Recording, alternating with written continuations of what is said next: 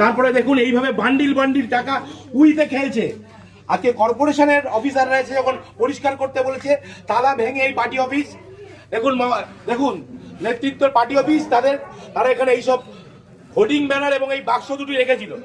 আজকে এখানে তালা ভেঙে এখানকার কর্মচারীরা, এখানকার সাফাই কর্মচারীরা, এখানকার অধ্যাপকদের অনুমতি নিয়ে এগুলো উদ্ধার করেছে। আপনারা দেখুন কি পরিমাণ টাকা, 100 টাকা 500 টাকার বান্ডিল উই পোকায় খেয়েছে। এই টাকার উৎস কি আমরা জানতে চাই। এই টাকা কারা?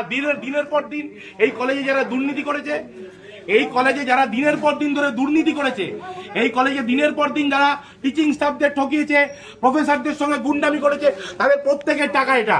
এবং এই টাকা কোথা থেকে এসছে তারও উত্তর দিতে হবে। আমরা আজ পুলিশ ডেকেছি, মিডিয়াকে আমরা খবর দিয়েছি, তারা আসছে, এগুলো তারা সিজার করবে, এগুলো তারা নেবে এবং তাদের প্রত্যেকের জন্য সাজা হবে।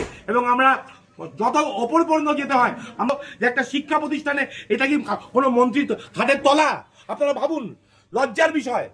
একটা শিক্ষা প্রতিষ্ঠানে এইভাবে টাকা পাওয়া যাচ্ছে উইতে খাওয়া। সুরেন্দ্রনাথ কলেজের পেছনে জিমনাসিয়ামের সামনে পুরনো গোডাউন ঘর থেকে, এই ঘরটি দেখাও।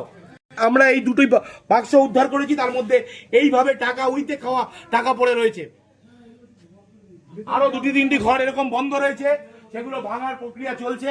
কলেজের স্টাফরা রয়েছেন, প্রিন্সিপাল স্যাররা রয়েছেন, সকলের সামনে আমরা মুচিপাড়া থানার পুলিশ কর্তৃপক্ষকে খবর দিয়েছি, তারা এগুলো সিজ করবেন। মিডিয়াকে খবর দেওয়া হয়েছে সকলের সামনে। এগুলো আপনারা দেখুন কিভাবে মানুষের সঙ্গে দুর্নীতি করা হয়েছে।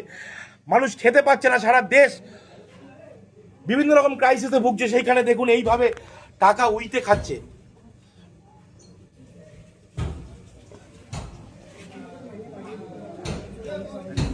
এগুলো কোঅপারেটিভ ব্যাংকের টাকা না, এইসব ডকুমেন্টও পুলিশকে দিয়ে সিজার করাবে, সিজ করাবে, বন্ধ করবে।